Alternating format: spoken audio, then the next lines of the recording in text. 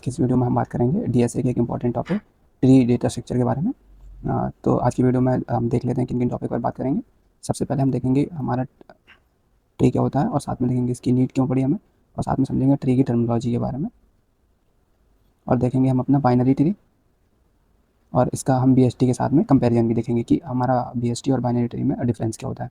साथ में देखेंगे कुछ रियल लाइफ एग्जाम्पल और साथ में देखेंगे हम इनका कोड इम्प्लीमेंटेशन। सबसे पहले बात कर लेते हैं हम इसकी नीड के बारे में कि हमें ट्री की नीड क्यों पड़ी। मान लीजिए हमें बहुत सारा डेटा दिया है तो हमें उस डेटा को स्टोर करना है। मान लीजिए हमारे पास डेटा है 10, 20, 30, 40 और 50। अगर मान लीजिए हमें इसमें सर्चिंग ऑपरेशन लगाना है, तो अगर हमने इस डेटा को एरे में स्टोर किया है तो हमारी सर्चिंग की टाइम कॉम्प्लेक्सिटी हो जाएगी हमारी बिगो एन के बराबर, क्योंकि हम एरे के हर एक इंडेक्स पर जाएंगे और अपने एलिमेंट को सर्च करेंगे, जिस केस में हमारी टाइम कॉम्प्लेक्सिटी हो जाएगी बिगो एन के बराबर। और सेम प्रॉब्लम ये होती है कि हमारे एरे में इंसर्शन इंसर्शन और डिलीशन भी काफ़ी कॉस्टली होता है। इसका हमारे पास एक तरीका है लिंक लिस्ट, लेकिन प्रॉब्लम क्या है कि उसमें भी हमारा इंसर्शन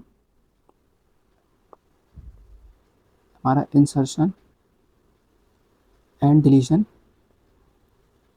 तो काफ़ी कम टाइम में हो जाता है, लेकिन सर्चिंग में उसमें भी हमारी टाइम कॉम्प्लेक्सिटी काफ़ी ज़्यादा हो जाती है। इसी प्रॉब्लम से बचने के लिए हमें स्ट्रक्चर की नीड पड़ती है। ट्री की हेल्प से हम सर्चिंग और इंसर्शन काफ़ी कम टाइम में कर सकते हैं। अब बात करते हैं ट्री होता क्या है। अब बात करते हैं व्हाट इज ट्री। ट्री है क्या। मान लीजिए एक फैमिली ट्री है आपकी, जिसमें आपके ग्रैंडफादर हैं, फिर आपके फादर हैं, आप हैं, आपकी सिस्टर है। ये एक ट्री का एग्जांपल है। चलिए ट्री को हम कंप्यूटर की लैंग्वेज में और समझते हैं। मान लीजिए ये आपकी सी ड्राइव है, इसमें आपका फ़ोल्डर 1 है मूवीज़ का, फ़ोल्डर 2 है सॉन्ग्स का।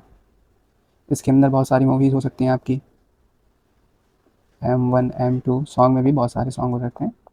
ये हमारे ट्री का मेन स्ट्रक्चर होता है। करते हैं हम ट्री की डेफिनेशन के बारे में कि इसको हम कैसे डिफाइन करेंगे। तो ट्री हमारा एक लीनियर डेटा स्ट्रक्चर नहीं है, जैसे कि हमारे एरे और लिंक लिस्ट है वो लीनियर डेटा स्ट्रक्चर थे, लेकिन ट्री हमारा लीनियर नहीं है। ये हमारा हायरार्किकल डेटा स्ट्रक्चर होता है। हायरार्किकल का मतलब होता है कि इसमें कोई लीनियर फॉर्मेट नहीं होता। एक नोड है, वो एक और नोड से कनेक्ट होगा, इसके बाद एक और नोड उससे कनेक्ट होगा, सेम एक नोड, और इसी तरीके से सिमिलर इसी वे में बढ़ते जाएंगे। ये हमारे ट्री का एग्जाम्पल है। चलिए हमारे पास ये एलिमेंट है A B C D E।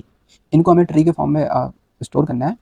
तो हमने सबसे पहले हम अपना ए लेंगे, ये हमारा ए हुआ।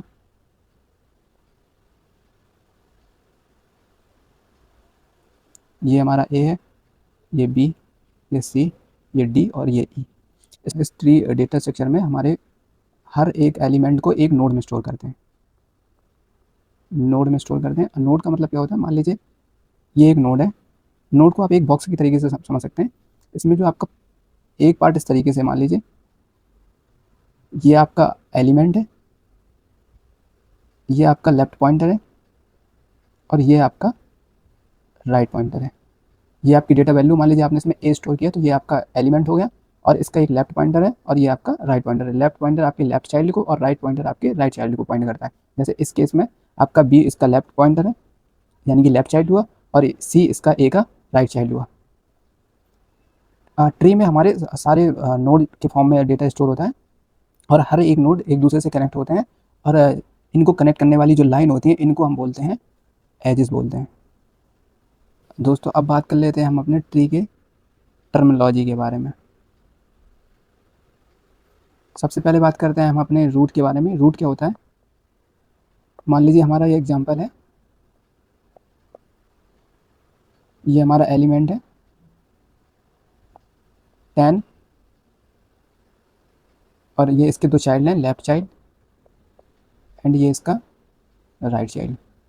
तो ये हमारा जो सबसे पहला जो नोड होता है वो हमारा रूट नोड कहलाता है। इसको इस तरीके से समझ सकते हैं कि हमारा जो स्टार्टिंग पॉइंट होता है ट्री का वो हमारा रूट नोड ही होता है। अब बात करते हैं हम अपने पेरेंट नोड के बारे में।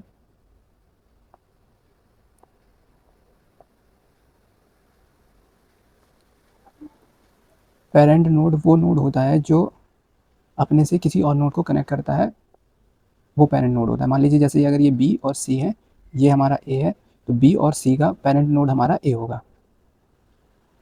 ये आपस में एक दूसरे से कनेक्ट होते हैं एज के फॉर्म में।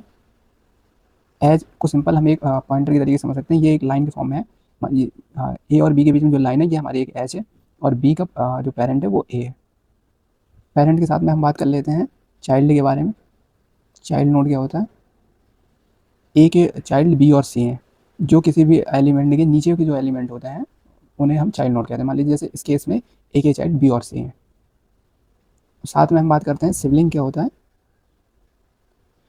सिबलिंग का मतलब होता है किसी सेम पेरेंट के जो चाइल्ड होते हैं वो आपस में सिबलिंग होते हैं। जैसे कि इस केस में आप देख सकते हैं एक इसका चाइल्ड बी है और एक सी है, तो बी और सी आपस में सिबलिंग है।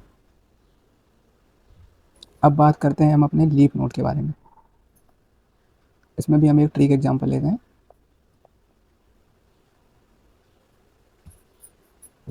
जैसे ए बी सी डी ई।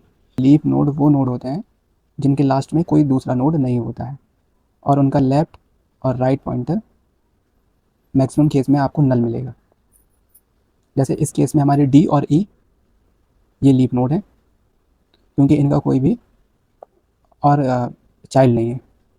मतलब इनको बहुत सिंपल भाषा में समझते हैं। मान लीजिए जिन एलिमेंट का कोई चाइल्ड नहीं होता। अब बात करते हैं हम एज के बारे में। एज क्या होता है?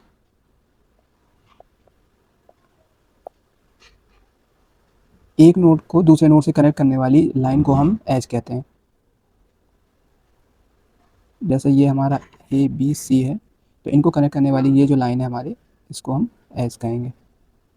हमारे सारे नोड आपस में एक दूसरे से एज के माध्यम से कनेक्ट होते हैं। हम डिग्री के बारे में। किसी भी एलिमेंट के कितने चाइल्ड होते हैं वो उसकी डिग्री होती है। मान लीजिए इसके अगर 3 चाइल्ड हैं, तो इस केस में इसकी डिग्री हो जाएगी हमारी 3 के इक्वल। अब हम बात करते हैं ट्री के डेप्थ के बारे में। मान लीजिए हमारा बी सी एलिमेंट हमारा A B C. Root node से लीफ नोड तक जितने भी एलिमेंट होते हैं वो उस ट्री की डेप्थ कहलाते हैं। इस केस में ए 0 और बी केस में 1, इसका एक चिल्ड्रन है, और सी 2। अब बात कर लेते हैं हम हाइट के बारे में।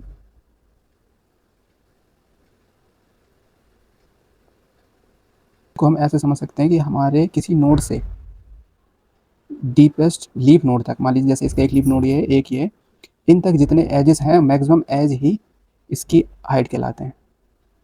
इस केस में मान लीजिए अगर ये हमारा नोड ए है, तो इस केस में इसकी हाइट हमारी हो जाएगी 2 के इक्वल, क्योंकि इसमें एजेस की संख्या है हमारे 1 और 2। बात करते हैं हम बाइनरी ट्री और बीएसटी के बारे में। क्या दोनों एक ही होते हैं?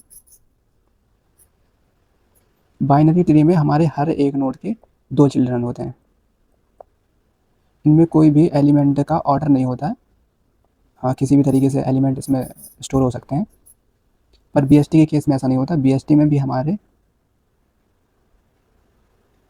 मैक्सिमम 2 एलिमेंट होंगे, लेकिन बीएसटी में हमारा ऑर्डर भी फॉलो होता है, जिसमें से इसका अगर मान लीजिए हमारा रूट की वैल्यू 10 है, तो इसका लेफ्ट चाइल्ड 10 से छोटा होगा और राइट चाइल्ड इसका 10 से बड़ा होगा। चलिए बीएसटी को एक एग्जांपल से देखते हैं। मान लीजिए जैसे हमारे पास ये एक वैल्यू है 10 20 30 40 50। अगर हम इसका एक बीएसटी बनाएंगे तो इसके लिए हमें 5 नोड चाहिए। तो हमें इस तरीके से एलिमेंट को स्टोर करना है कि जिसमें से उस केस में हम यहाँ अपनी 40 रखेंगे, यहाँ 50, तो हमारा इसका राइट चाइल्ड 40 से बड़ा हो जाएगा रूट से हमारे, और इसका लेफ्ट चाइल्ड में मान लीजिए हमने रख दिया 20, और 20 का लेफ्ट चाइल्ड हम बना देंगे 10, और इसका राइट चाइल्ड बना देंगे 30। के बारे में किस तरीके से इसको हम डिक्लेयर करेंगे इसको। सबसे पहले हम अपना एक नोड क्लास बनाएंगे जिसमें हम अपने 2 चाइल्ड रखेंगे। एक होगा हमारा नोड टाइप का लेफ्ट, और दूसरा होगा हमारा नोड टाइप का राइट चाइल्ड। हम स्टार्टिंग में इस नोड क्लास को इस तरीके से बनाएंगे, ये इसका लेफ्ट हुआ और ये राइट हुआ। स्टार्टिंग में इनकी वैल्यू हम नल रखेंगे, ये हमारा एलिमेंट है। इसके बाद में जब हमें एलिमेंट इंसर्ट करना होगा, मान लीजिए हमें जैसे सबसे पहले हमने अपना एक बना लिया एलिमेंट 10, अब हमें 10 के लेफ्ट में अगर एलिमेंट को रखना है तो सिंपल हम नोड डॉट लेफ्ट में 20 रख देंगे, नोड डॉट राइट में हम 30 रख देंगे। तो इसके बाद हमारा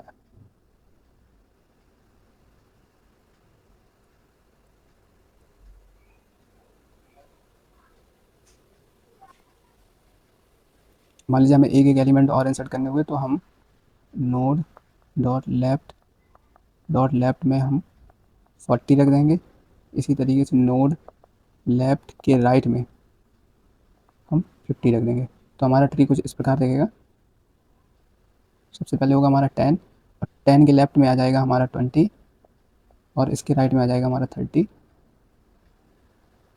और इस लेफ्ट नोड के लेफ्ट में आ जाएगा हमारा 40 और इस लेफ्ट नोड के इस के आ जाएगा हमारा 50 और ये हमारा ट्री बनकर तैयार होगा।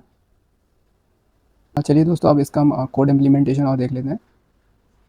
डेटा क्लास बनाई, उसके अंदर हमने अपना मेन मेथड रखा। अब हम अपनी नोड क्लास को डिक्लेयर कर लेते हैं। इसमें हम एक इंटीजर रखेंगे जो हमारा एलिमेंट की वैल्यू को स्टोर करेगा डेटा नाम से, और हम अपना एक लेफ्ट नोड बनाएंगे जो हमारे लेफ्ट चाइल्ड को रखेगा, और हम एक राइट नोड बनाएंगे जो हमारे राइट चाइल्ड को रखेगा। सिंपल हम एक कंस्ट्रक्टर बनाते हैं जिसमें हम अपने डेटा की वैल्यू पास करेंगे, साथ में हम अपने दिस में अपना इस डेटा वैल्यू स्टोर करेंगे। हम अपने इसमें लेफ्ट और राइट पॉइंटर को नल रखेंगे पहले। इसमें पॉइंटर का मतलब आप नोड से समझिए कि हमारी नोड क्लास बनकर तैयार है। तो चलिए इस कोड को एक बार समराइज़ करके देख लेते हैं। सबसे पहले हमने अपनी एक क्लास बनाई ट्री डेटा करके, उसमें हमने अपना मेन मेथड रखा। उसके बाद हमने अपनी एक नोड क्लास बनाई, उसमें हमने अपने डेटा की वैल्यू रखी और हमने उसमें दो पॉइंटर बनाए, लेफ्ट और राइट पॉइंटर। लेफ्ट पॉइंटर हमारे लेफ्ट चाइल्ड को रखेगा और राइट पॉइंटर हमारे राइट चाइल्ड को रखेगा। चलिए अब हम इसका ऑब्जेक्ट बना लेते हैं नोड क्लास का। नोड क्लास का ऑब्जेक्ट हम बनाते हैं, इसको हम रूट रखेंगे क्योंकि हमारे ट्री का main point entry point root होता है। उसमें हमने न्यू नोड बनाया और इसमें हमने वैल्यू रख दी, मान लीजिए 10 इक्वल। एक बार पहले हम इसको प्रिंट करा के देखते हैं अपने रूट की वैल्यू को। हाँ, चलिए इस कोड को एक बार रन करा के देखते हैं। सबसे पहले हम इसको कंपाइल कर लेते हैं। Java C tree data dot Java class हमारी कंपाइल हुई। इसके बाद हम इस क्लास को रन करके देखते हैं। रन के लिए हम सिंपल लिखेंगे जावा ट्री डेटा और हमारा रूट नोड आप देख सकते हैं आउटपुट में 10 प्रिंट हो गया। अब चलिए हम इसका लेफ्ट और राइट साइड बना लेते हैं। नोड रूट डॉट लेफ्ट, इसमें हम सिंपल एक नया नोड क्रिएट करेंगे। न्यू की हेल्प से हम ऑब्जेक्ट बनाएंगे और हमारा नोड क्रिएट हो जाएगा।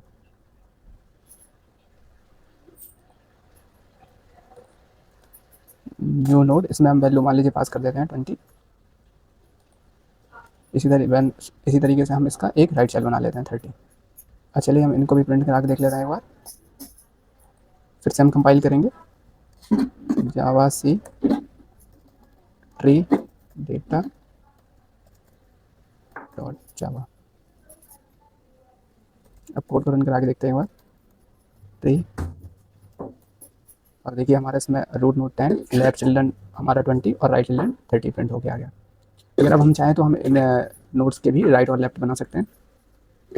मान लीजिए हम बनाते हैं रूट लेफ्ट का अपने एक और लेफ्ट बनाते हैं, इसके इसमें 40, और इसका हम राइट भी बना लेते हैं। रूट